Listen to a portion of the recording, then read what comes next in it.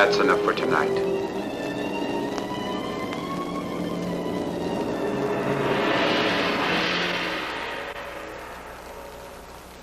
How do you feel? Tired. Margaret, please give me a hand. Your husband must rest now.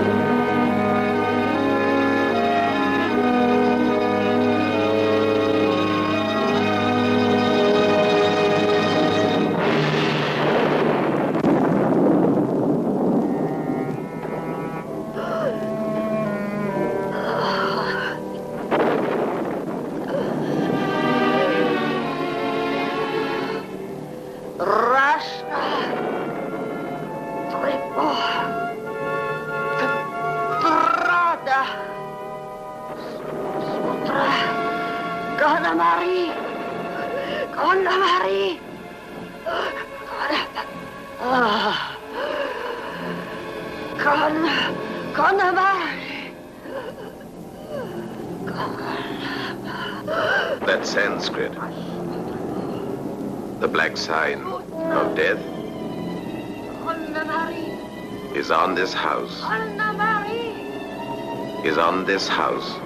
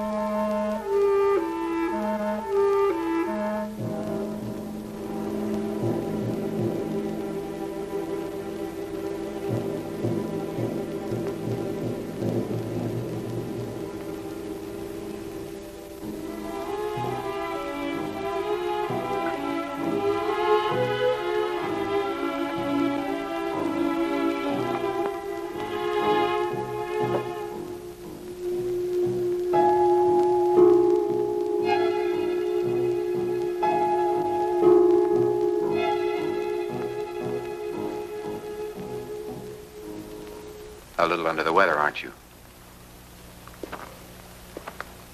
Take my advice and stop these seances. You get excited, your strength goes, and that isn't something you can afford to squander so lightly. I'd ask you to preach, Charles. They're my only interest in life now. By means of these seances, I can cross the border. The border of the spirit world to which I belong. You'll never get better if you go on like that. Better? I'll never get better. All I can hope for is a quick death. No. John. John, are you mad?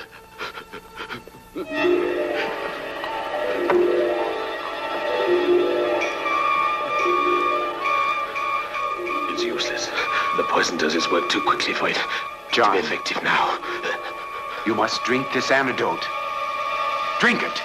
Drink it.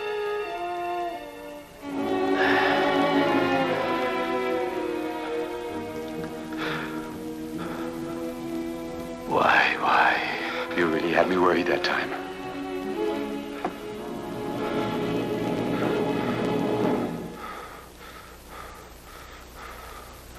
Don't you realize you must get well? You must. It isn't only your life, it's your theory, your cure. That wonderful inspiration that'll save the lives of millions of poor cripples. Yes. I mustn't forget the efforts that you've made. It's a heavy responsibility for a doctor to give lethal poison to a wealthy patient. These two poisons will stimulate your limbs back to life. I know it. Thank you. Give me faith. And if you change your mind, Charles, it would be simple to put me away. A drop more poison, too little antidote, and that is natural. You've a declaration signed by me, which limits you to carrying out my preparation. All right, John, that's enough.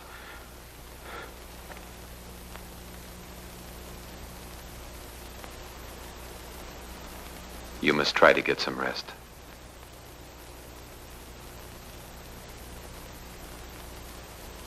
I'm off to the hospital. See you tonight.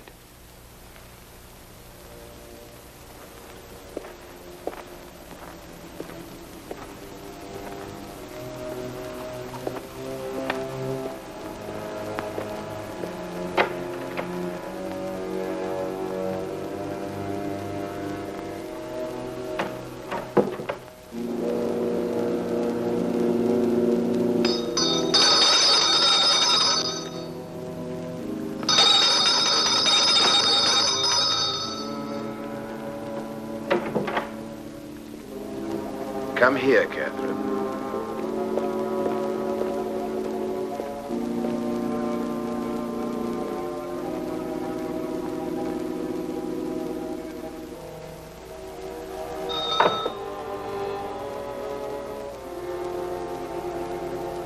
Get me a glass of gin. Over there. It's in the bookshelf.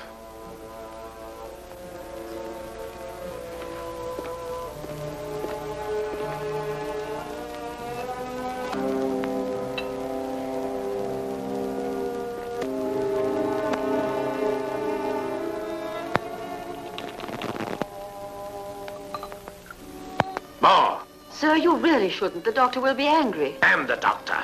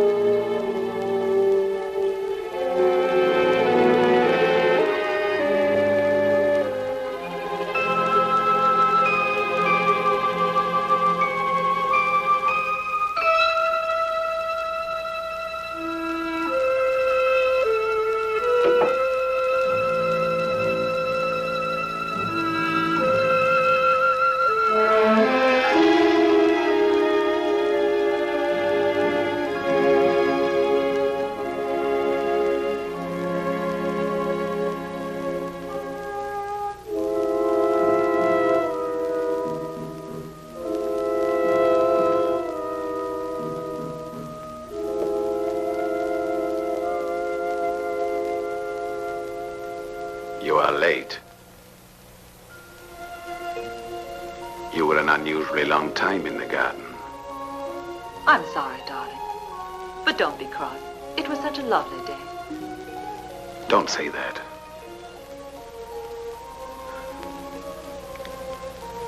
It makes me feel even more of a cripple. John. Oh. Why do you talk like that? Because it's true. I was watching you down there with Charles. You were so remote, so far away from me, tied to this wheelchair. And you seemed so happy. I was happy because Charles was telling me you were getting better. Slowly, but surely.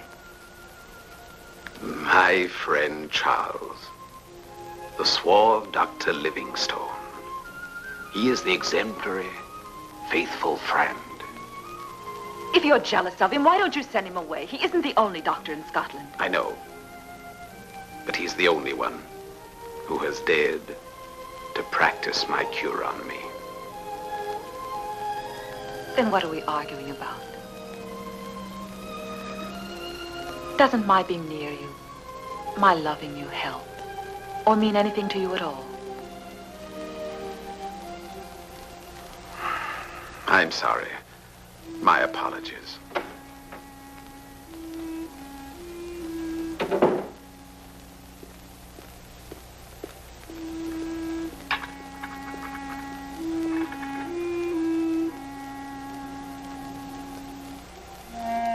You may go, Cat. I'll do it. You know I want to be the one who takes care of my husband.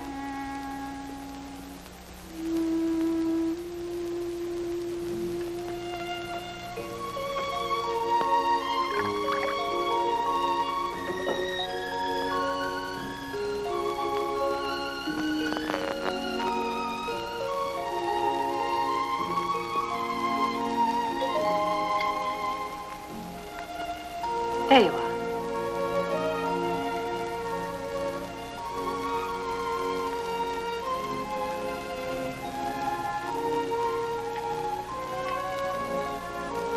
Is that all? That's all.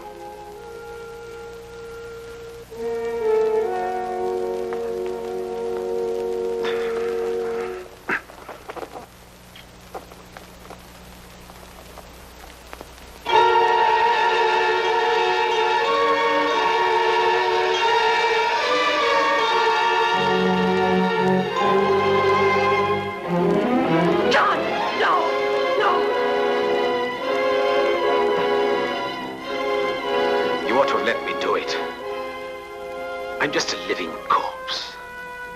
No, John, no. Don't talk like that. One day you might regret that you stopped me from killing myself. Who gave you the revolver? Was it Catherine? No.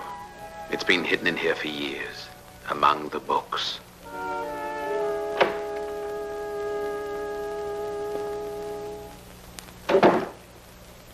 May I help, ma'am? Thank you. I'll manage alone.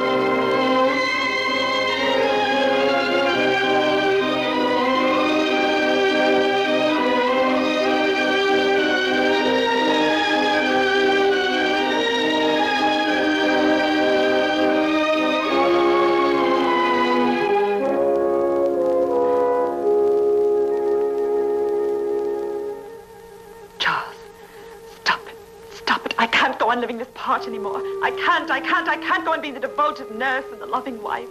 You've got to put an end to it, Charles. I can't even bear to touch him. I hate him. Help me. Help me. I beg you to put an end to it, Charles.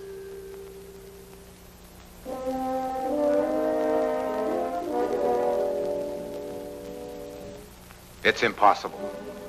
You know that as well as I do. I thought you loved me. I thought you would do anything in the world for me.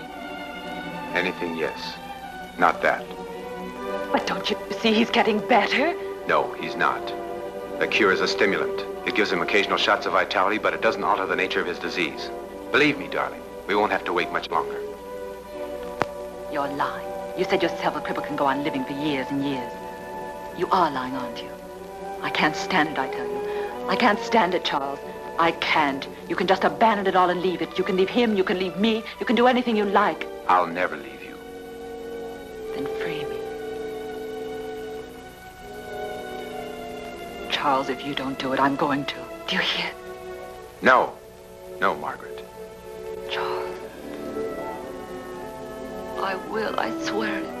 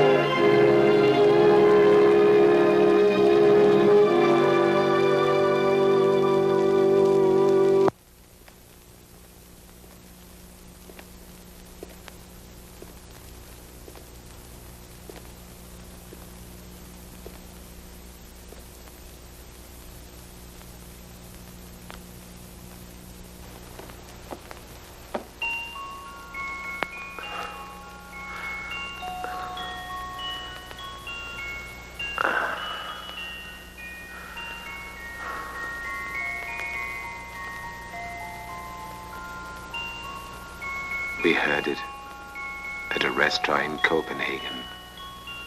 It was the first time I met you, remember? So long ago.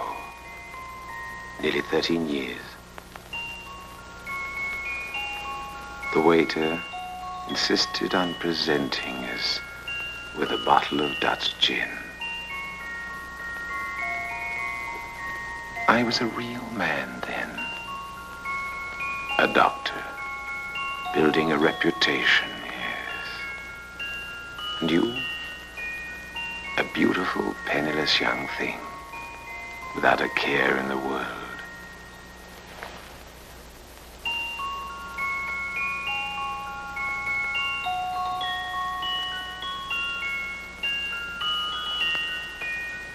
How happy we were then. As happy as two children on holiday.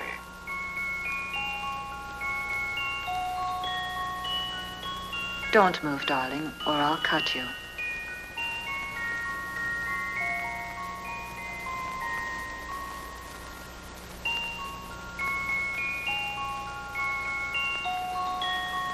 Pour me some gin.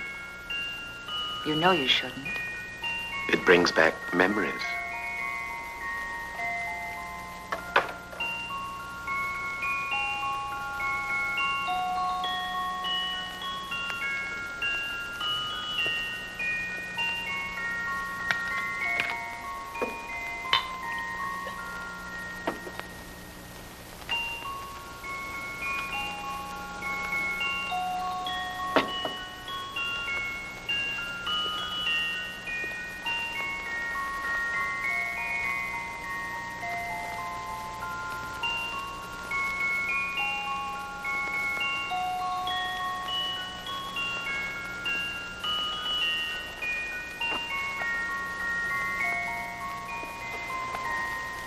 You have some too.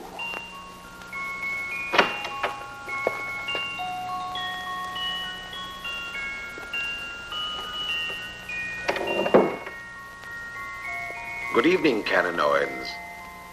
You look the picture of health. Good evening, Mrs. Hitchcock. You too, my friend, are looking very well. I'm happy to say. Yes. I owe it all to my dear, devoted wife and our good Dr. Livingstone, to the Dutch gin and to the memories evoked by a Viennese waltz. Then, since you are in such good spirits, Dr. Hitchcock, perhaps you will have patience enough to listen to me. Oh, no. Thank you. I never drink. What I have to say is not altogether pleasant. Out with it, Canon Owens. Have you come to tell me that the people are still gossiping about the devilish rites being conducted in the house of evil, crippled Dr. Hitchcock? Please, Dr. Hitchcock, you shouldn't treat this matter so lightly. What I mean to say is, the townspeople are saying that your experiments are very close to that match. And you must remember that not very long ago they were witch-hunted. And they are also saying, Dr. Hitchcock, that the devil has set his mouth. So you also believe that I'm actually in league with the devil. Is that right, Canon Owens? The devil is more real a person than our modern world would have it, Dr. Hitchcock. Come, can't you forget these experiments? I appeal to you as a man of science. Surely you should be the first one to despise superstition. It is no superstition, Canon, I assure you. It is all basically scientific. Well, then, I warn you, Dr. Hitchcock, you are playing with forces which are best left alone. I entreat you, confine yourself to your scientific studies like these here. Don't touch that. That vial holds curare, one of the deadliest poisons. If even the slightest scratch on your hand were to be touched by it, you might have ended your days in a wheelchair like me. Usually, curare kills. But in small doses, it paralyzes. Oh, I'm sorry. I didn't know.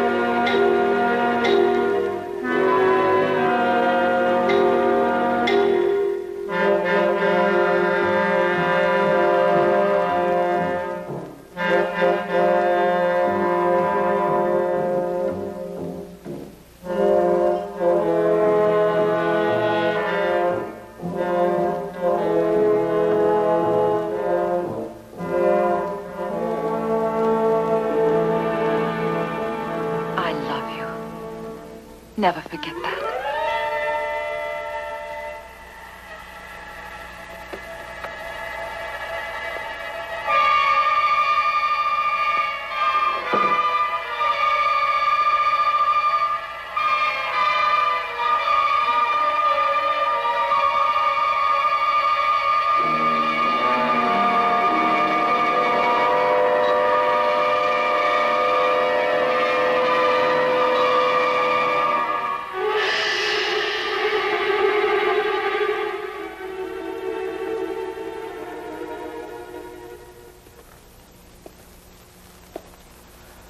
Just a minute, Charles. The Queen moves to H7. Checkmate. Exactly. If it weren't for the doctor with the injection and the hypodermic, I'd ask for my revenge. I'm afraid, Dr. Hitchcock, it's getting late, and I think we ought to go now, or else we'll have all the people in the town saying that the chief constable is neglecting his duties, and that criminal activity is increasing in the county, and we wouldn't want that now, would we? Don't forget that. No fear of that. I'll see you tomorrow. Tomorrow? Who knows if I'll see tomorrow? When I was in Africa, a witch doctor said to me, "The day will surely come when the bright sun will no longer shine over the forest." Your medicine seems to put you in a bad mood. Why don't you give it up? Don't believe in medicine myself. As far as I'm concerned, I think it's an awful lot of nonsense. Not to me. I think that scientists should believe in their power to heal even cripples. Perhaps you're right. Good night. Good night, Dr. Hitchcock.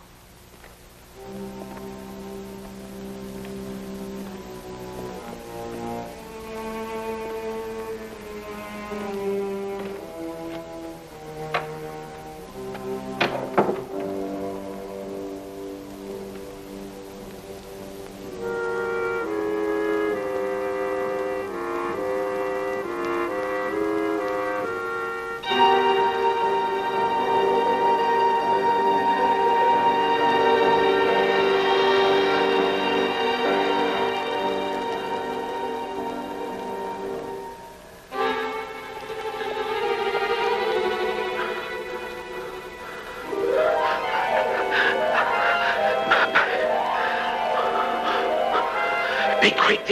Be quick. Give me the antidote. What's the matter, Charles? Give me the antidote, please. Please, Charles.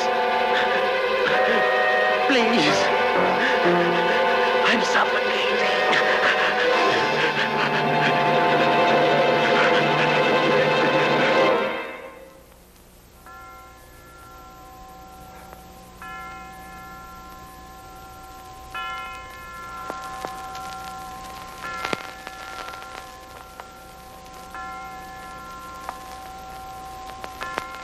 It's been an hour since I gave the injection. It should be over now.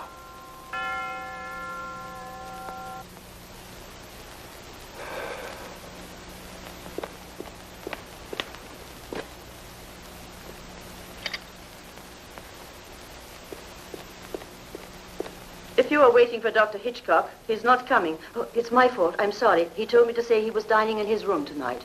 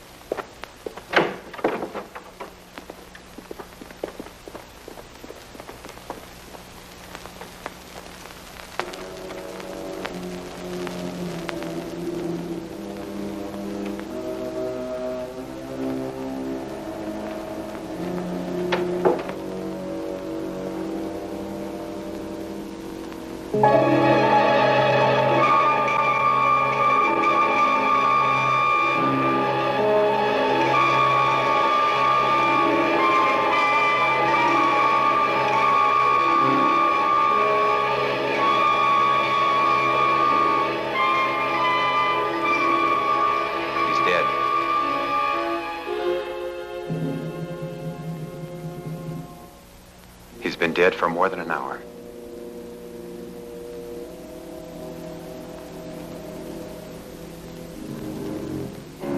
The Lord is my shepherd, I shall not want. He maketh me to lie down in green pastures. He leadeth me beside the still waters. He restoreth my soul. He leadeth me in the paths of righteousness for his name's sake. Yea, though I walk through the valley of the shadow of death, I shall fear no evil. For thy rod and thy staff, they comfort me. Thou preparest a table before me in the presence of mine enemies. Thou anointest my head with oil. My cup runneth over. Surely goodness and mercy shall follow me all the days of my life, and I will dwell in the house of the Lord forever. Amen.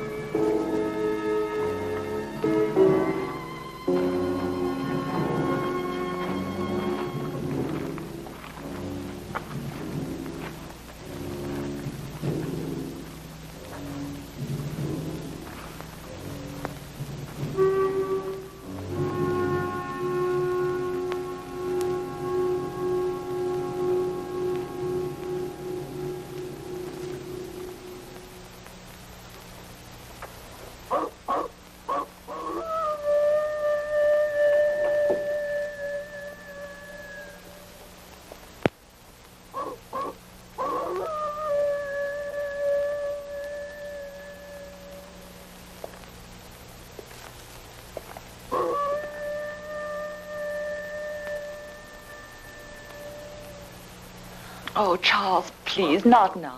It's all right now. We've nothing more to fear. It's all over.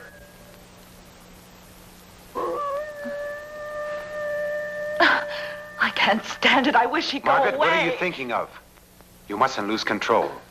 We knew it would be difficult, but remember, we have each other. Oh, stop him, please. Make him stop. Make him stop.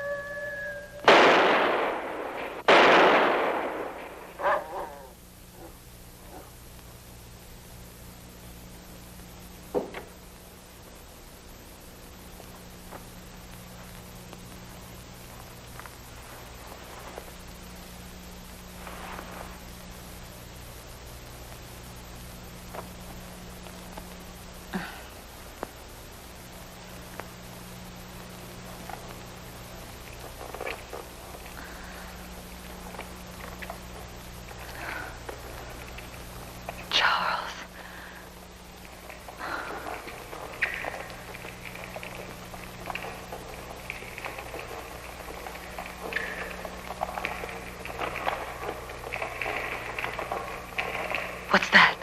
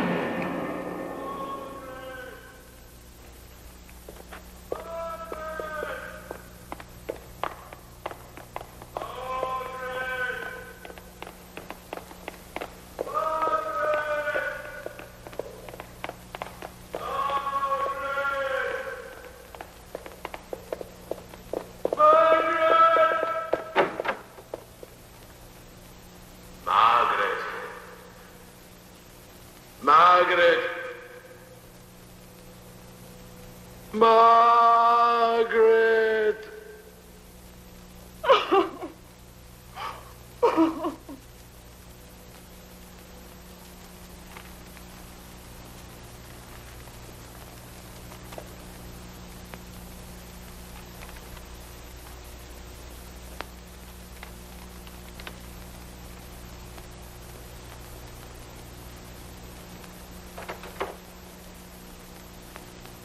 Madam apologizes. She'll be down How at is once. she?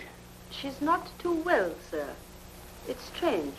I wouldn't have thought her so sensitive. The master's death has upset her, and if I may take the liberty, sir, I don't think you should leave the house now. Madam needs your care. Please, Dr. Livingstone, stay with her. She's taking it hard. Yes, I'll stay.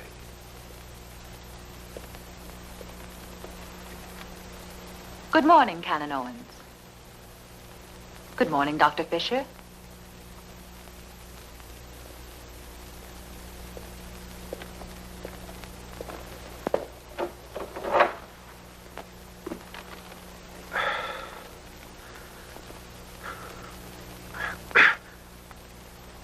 The last time I saw our poor friend, that is to say the night before his demise, he seemed strangely excited.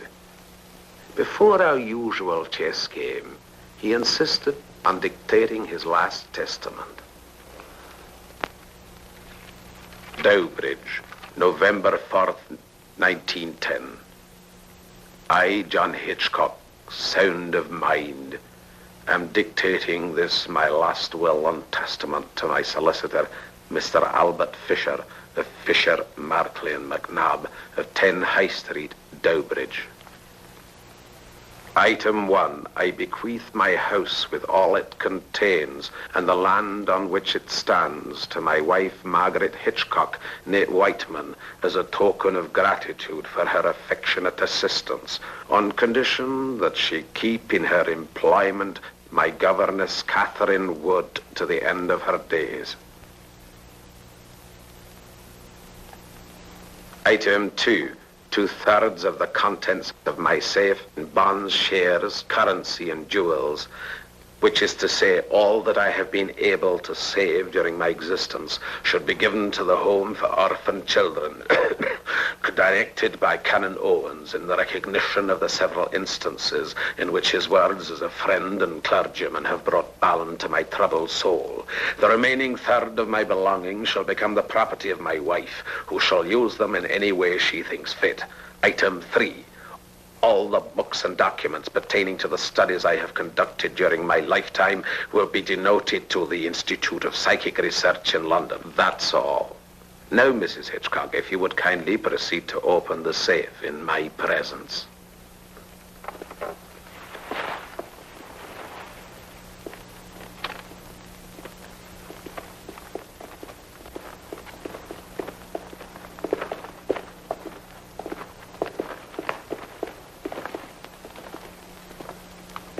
The key is in the drawer of that desk, Mr. Fisher. You'll find it yourself by opening it.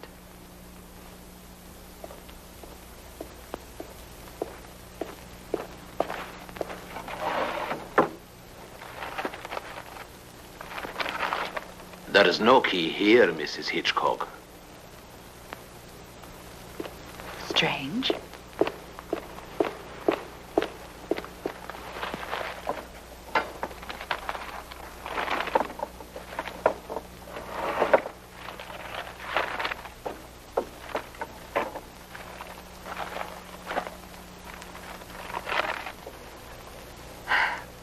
Catherine, do you know where the key might be?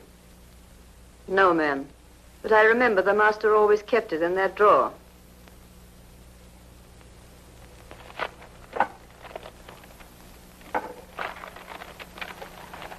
There's no hurry, Mrs. Hitchcock. You can take your time. And if you think it necessary, Canon Owens and I can have the safe sealed. Oh, good heavens. I wouldn't dream of it. In that case, Mrs. Hitchcock, will you kindly inform me as soon as you find the key? Should it really be lost, we shall have to apply to the magistrates for authority to have the safe forced.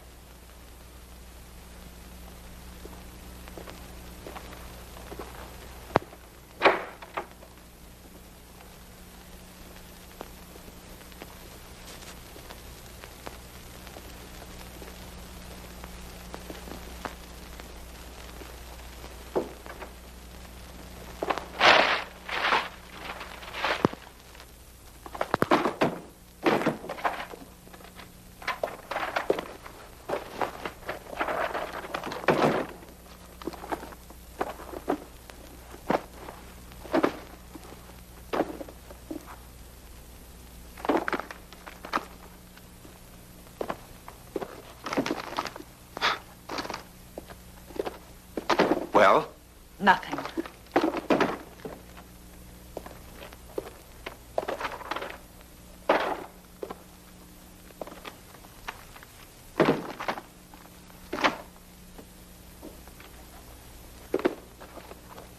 And yet it must be. It's bound to be somewhere.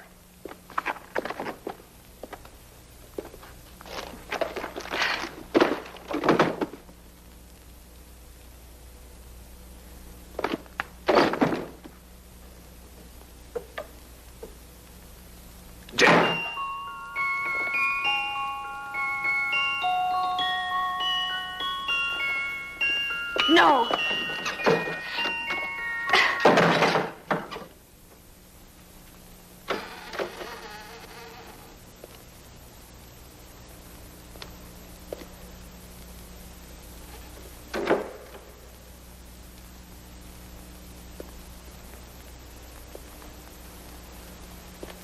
What is it, Catherine?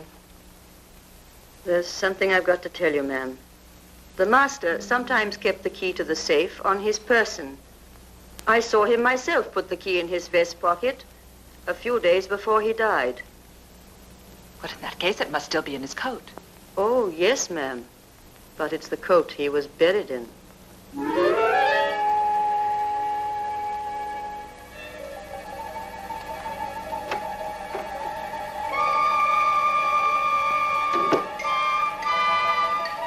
Well, you see, John has the last laugh.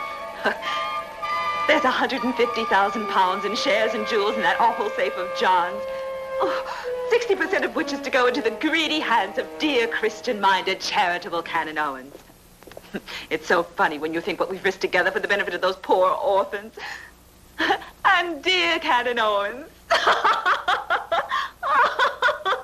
Oh, it's so terrible. Don't you think it's funny? Stop it, Margaret.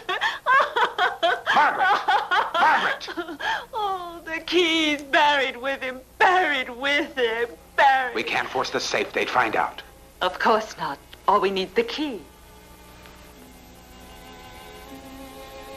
Charles, I want that key.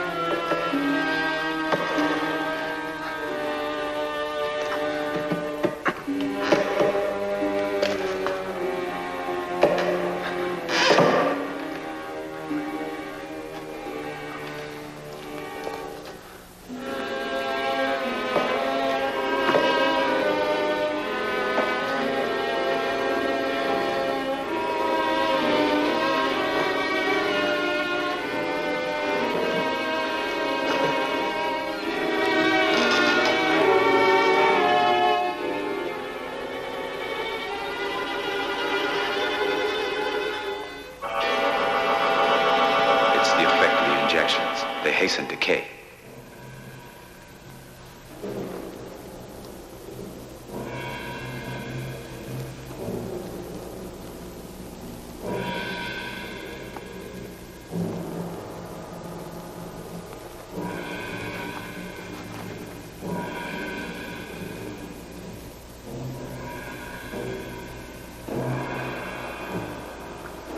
Here's the key.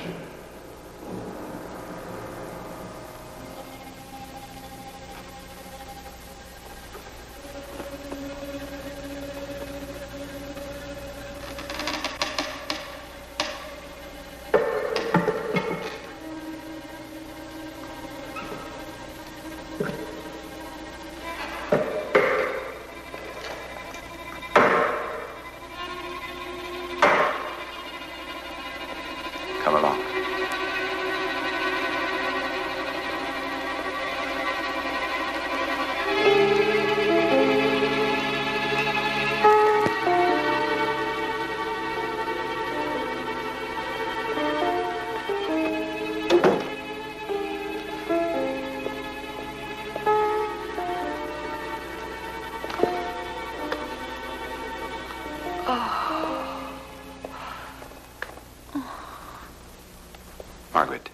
Margaret, we've got it.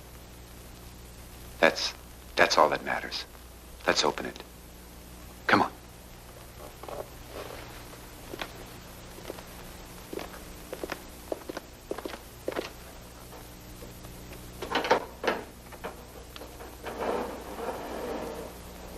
Belle!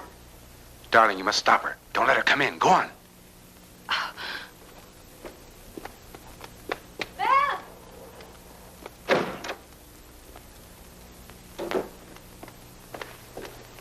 Ma'am, excuse me. I was wondering... Oh, did you hurt yourself, ma'am? How terrible. What happened? No, it's nothing. What do you want? Is Dr. Livingstone upstairs? Yes? Why? They're asking for him at the hospital. It's very urgent. All right, I'll tell him. Oh. Can I help you, ma'am? It's all right, Catherine. Let me help you. No.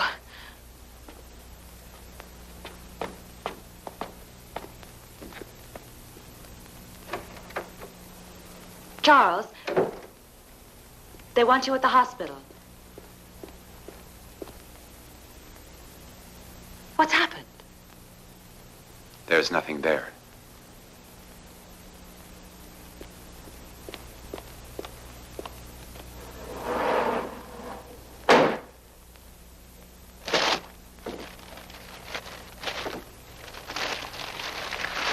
I tell you, there's nothing there. No money, no... just papers and documents.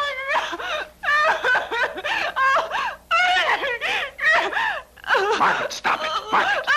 Margaret. Don't shout. Stop it. Stop it. Shut up. Stop it. Stop it. Calm yourself. Stop it.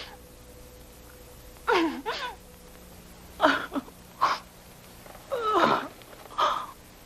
Get up. It'll be all right. We'll find it sooner or later. Sit down.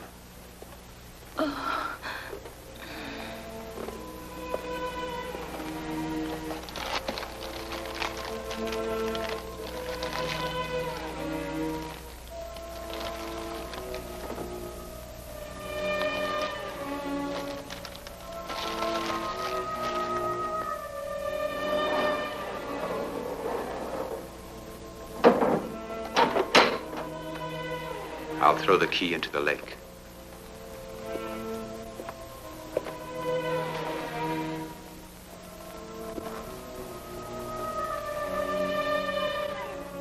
I must go.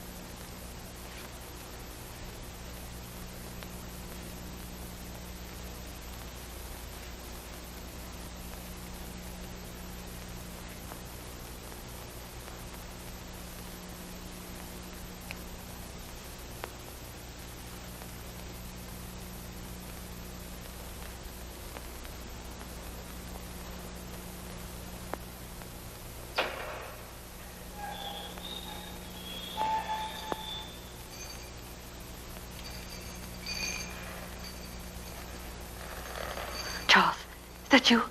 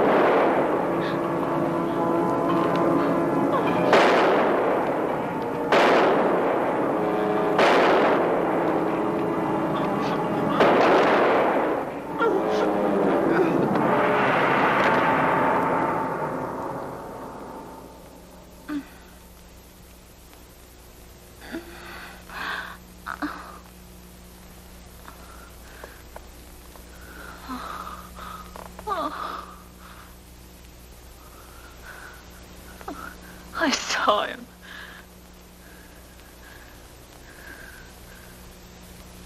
He was there. He was there. Behind the drapes. It was John. John, he was alive. I tried 4 or 5 times, but he kept on coming. It was horrible.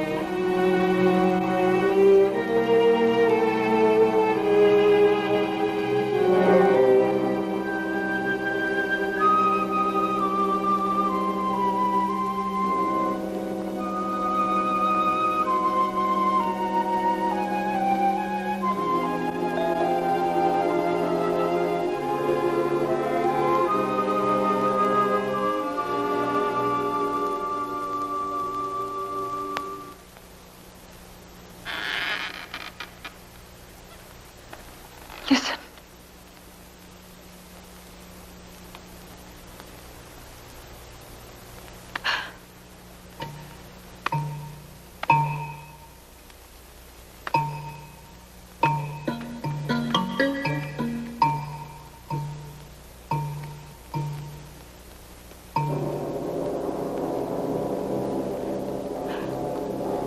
It's blood.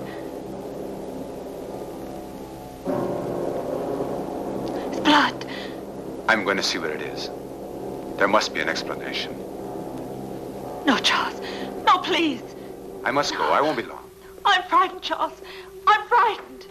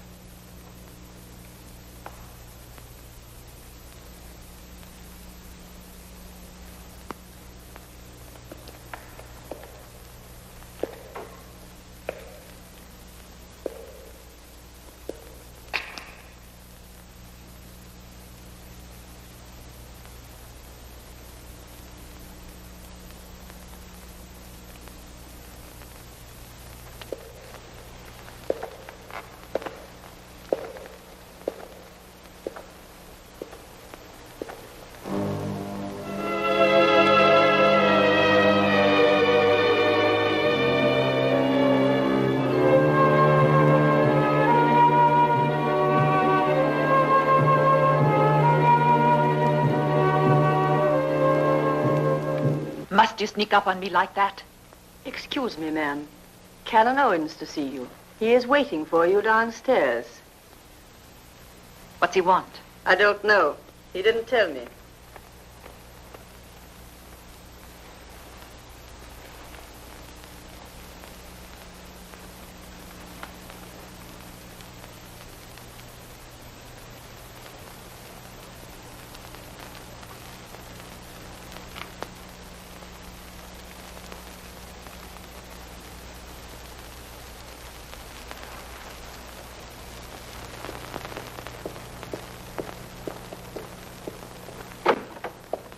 Good morning, Mrs. Hitchcock.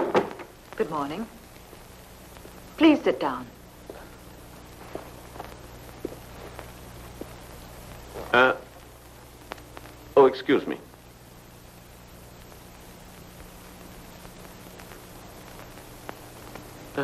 We missed you in church today, Mrs. Hitchcock. Surely you haven't forgotten. What? The memorial service for your husband. You know, we live in a small community, and... Will you come to the point, Canon Owens? Well, Mrs. Hitchcock, Dr. Livingston's presence in this house was necessary during your husband's life, in view of the state of his health. But now you will understand. A young, widowed lady, alone, in her deceased husband's house, a man, even though he is a trusted friend of the family. Do you mean the town would have it that Dr. Livingstone is my lover? Oh, dear me, Mrs. Hitchcock. The thought never entered my mind. But I thought it my duty to warn you that gossip... Let them gossip, Canon Owens. I have other things on my mind. I only meant well, Mrs. Hitchcock. No doubt you did. Good day. Good day.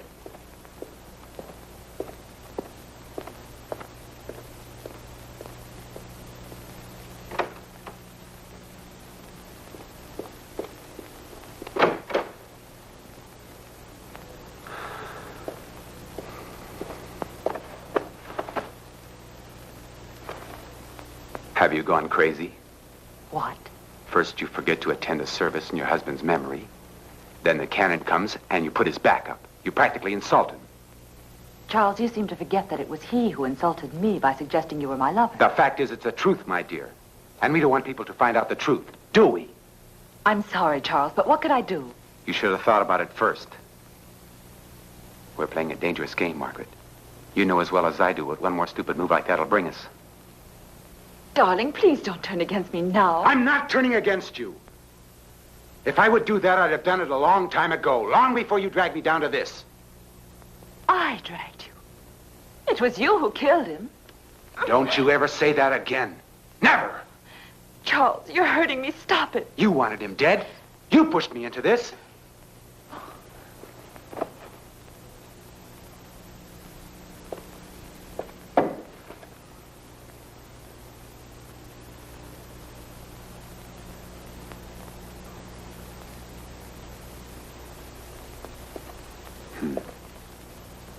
Margaret, forget it. My nerves must be going too. It's John coming back like this to these walls. He's much more between us now than he ever was alive. He's always here. I always feel him just over my shoulder. Sometimes I turn to try to catch him face to face. And he's not there. No one is.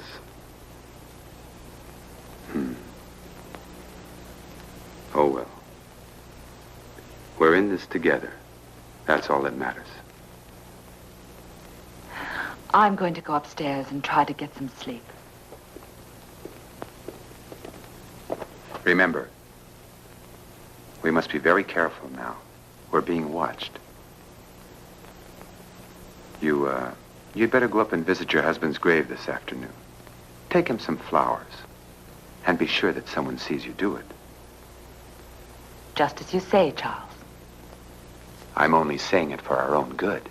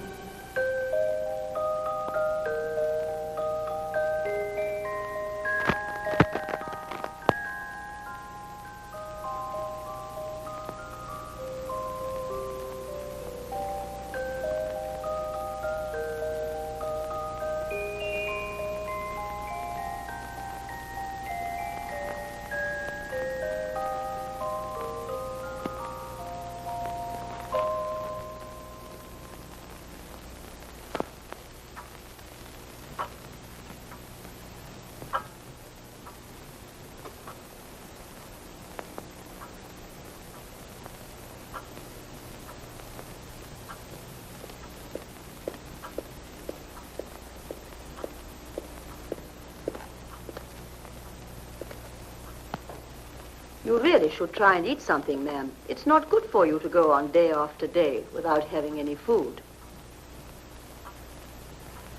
I don't want it.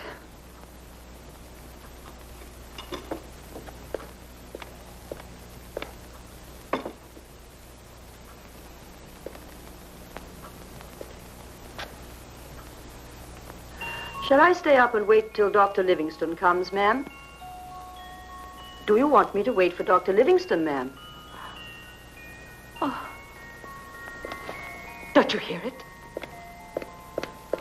Don't you hear it? Hear what, ma'am? You know perfectly well what. It's coming from upstairs. I can't hear anything, ma'am. You can. You're lying to me.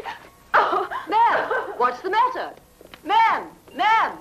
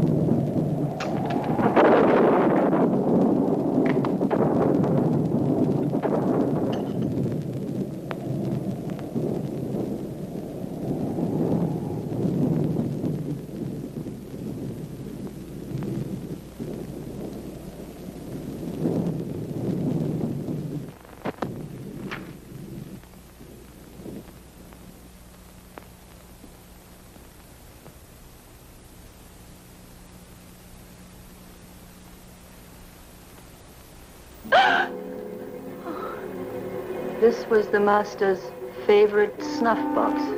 I found it in Dr. Livingstone's room.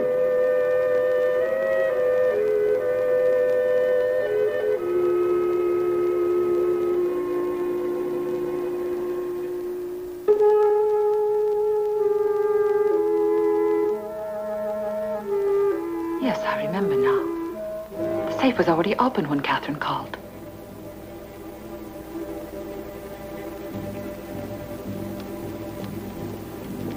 And I left him alone. No, it's impossible. But the snuff box must have been in the safe. Oh, how stupid I've been.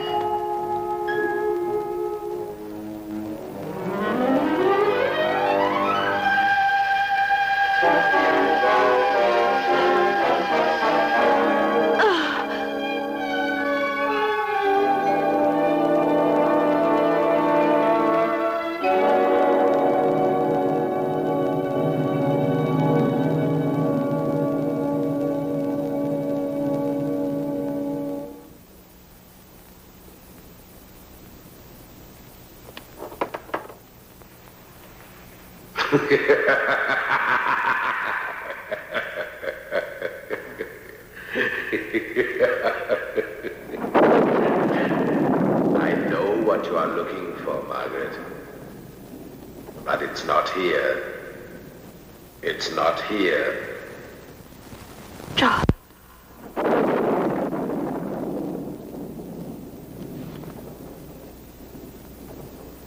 Well, Margaret, it's not here. It's hidden.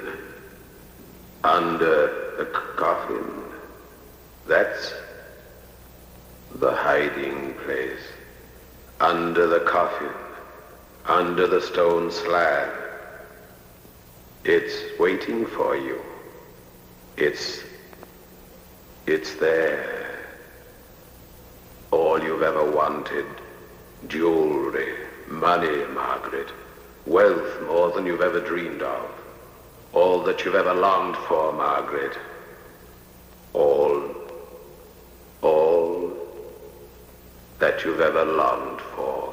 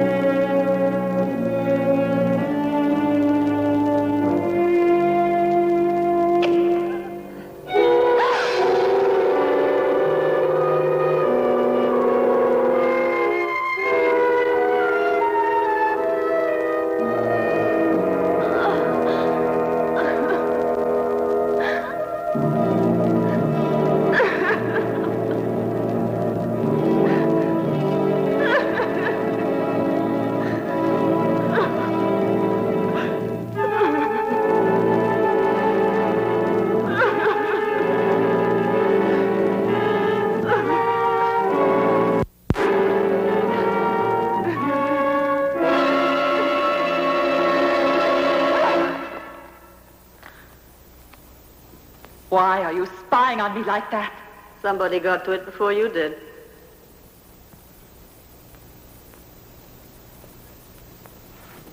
Who is doing these tricks? Who is it? Who is it? That's not hard to understand. Who lives in this house besides you and me? It's very clear, isn't it? No. There's no one else, is there?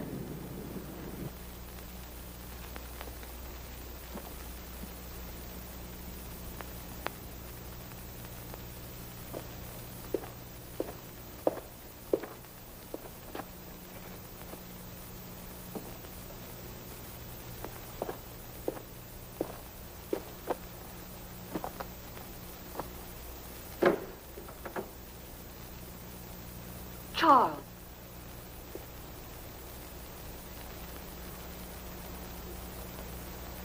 Margaret, I'm leaving here. Why? Because I finally realized that everything we hoped for is being gradually destroyed. Even if we found that money and could get away from here, it would be too late. We would only go on destroying each other. I'm sorry, but... No, what's done cannot be undone. You said so yourself not very long ago. That's right.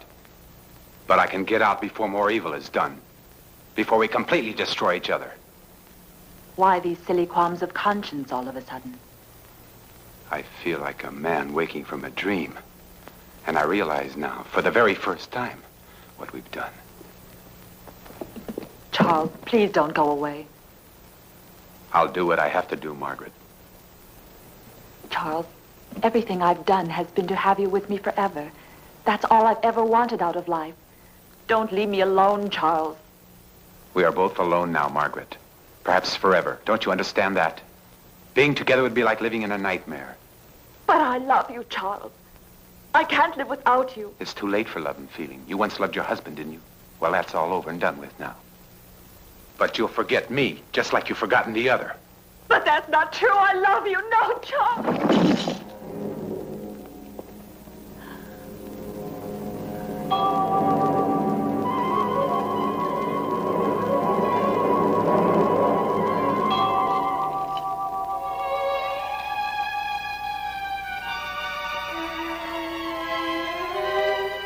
And I didn't believe her.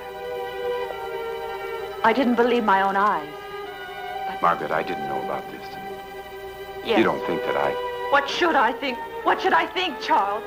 It's all quite clear now, ever since the very first thing when I left you alone with the safe. Oh, are you crazy? Charles. I'm not a thief. Oh, yes, you are a thief. You What? deceived me. What are you are talking a about? liar, I've got to know what you're You talking are. about.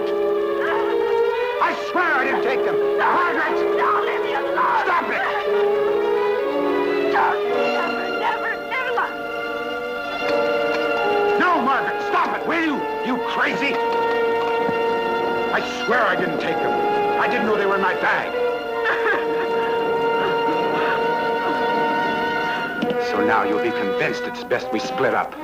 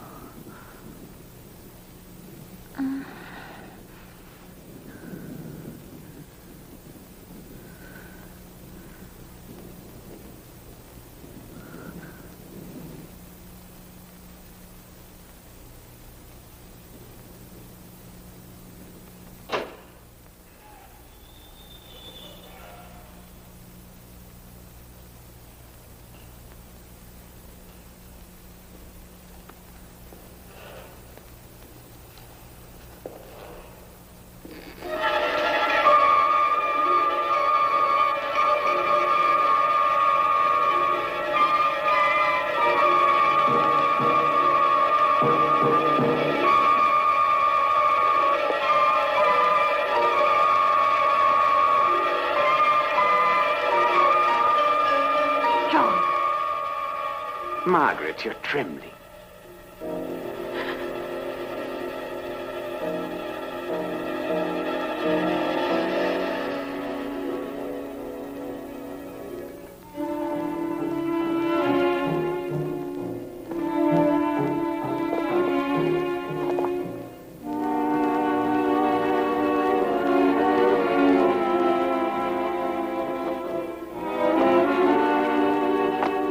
Perhaps you weren't expecting me.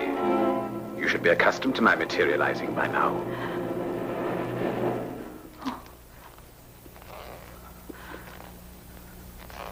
But this time it's really me, Margaret. Alive and kicking.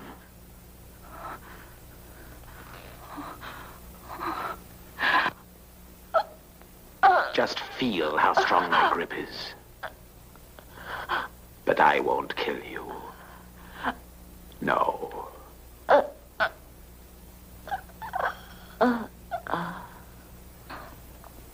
It would be too easy, my dear, for you to escape your punishment that way. When you were in the tomb, you cut yourself when you opened the jewel case, didn't you? Well, I smeared the hasp with poison. Curare. It paralyzes, you know. And now you'll be tied to that wheelchair like I was, and I'll be far away enjoying my wealth, which you and that poor idiot Charles were looking for so desperately. I had it all the time. Oh, I forgot to tell you. You were wrong about Charles. He didn't take the jewels. Catherine put them in his bag. He really loved you. Charles. I planned it all. It was Catherine who loaded the revolver with blank cartridges when you shot at my ghost. But when you so kindly fainted, she shot a few bullets into the wall and you went crazy with fear.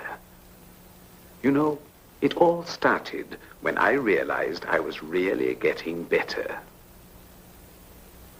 I wanted to bring you the good news. And I found you in the arms of Charles on the floor. You decided to get rid of me.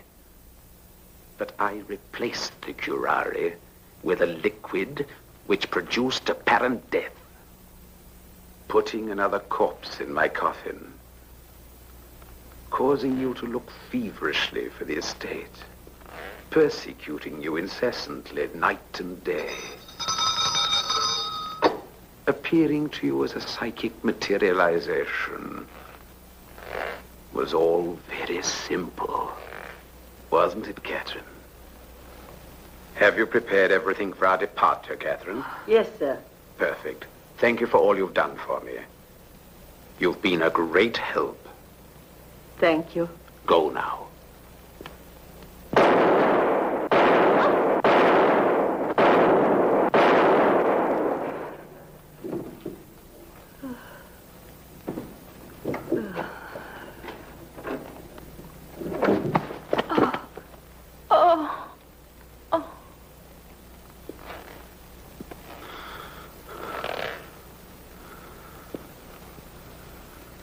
I had to do it. There will be no witnesses.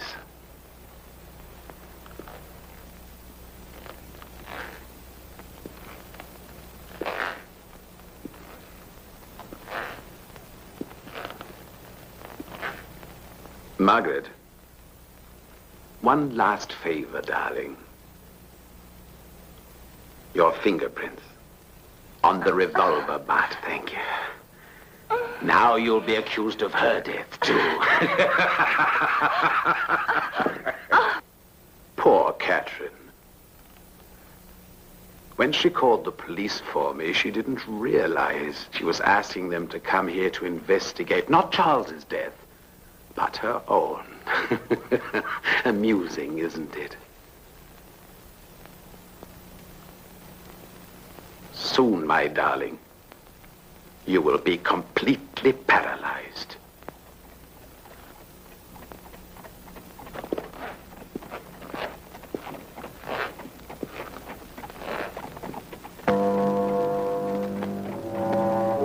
The police. They've arrived. I shall have to leave you, my dear, before I expected. I apologize. I apologize profoundly. Ah. My faithful Dutch friend, Jin. I see that you're cultivating all my habits. You've poured yourself a glass. Your good health. Or rather, your ill health. And to our memories of Copenhagen.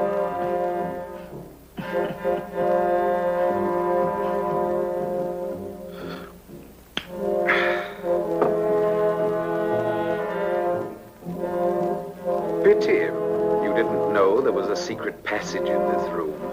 We would have met frequently.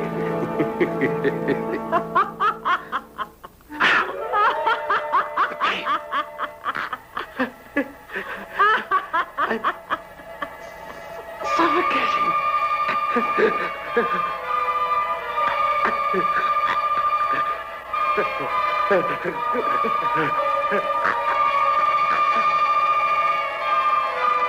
That bottle there, on the table. Give me that bottle. It's the antidote. We can still save ourselves. Help me.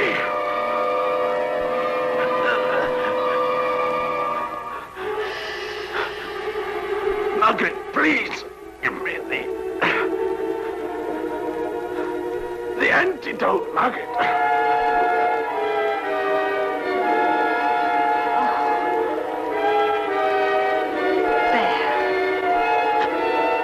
Save ourselves. We'll save ourselves. Give it to me.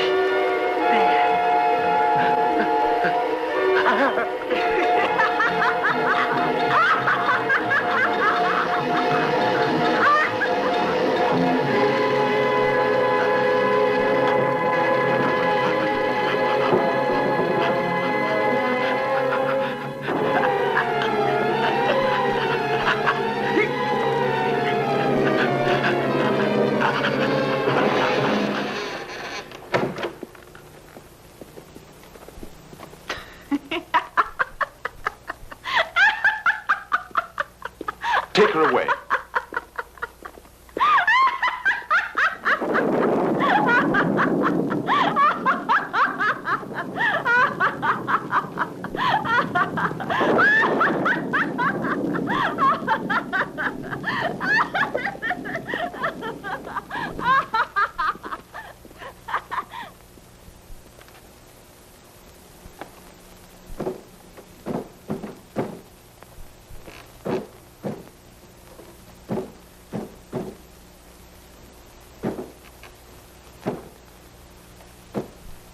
I told you, Dr. Hitchcock, the devil is a very real person.